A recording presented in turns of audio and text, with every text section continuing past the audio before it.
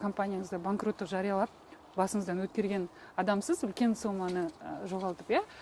Көп компаниялар банкроттық жарияламай тұрып, бизнесті қайта қалпына келтіруді тырысып көру керек, иә? Қайта қалпына келтіру, аяқтан тұрып кету үшін. Қандай кеңес бересіз? Осындай бір халде тұрған компаниялар. Теория хаоса деген бар да? Теория хаоса да былай айтады. В каждом хаосе есть свой порядок дейді. Чтобы понять этого порядок, надо вернуться туда, откуда вы начали деген бар.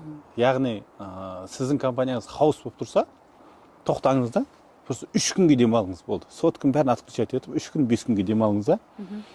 Қайттан компанияң сыртынан қарап көріңіз да. Ана ішінде тұрған, көрмей тұрған нәрсені көріп қаласыз. И сол кезде уже түсінесіз, қай жерде вообще ошибка қай жерде кетті. Керемет. Психологиялық терапия дейсіз ғой.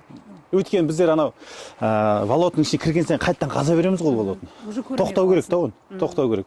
Сосын артқа оралып көру керек.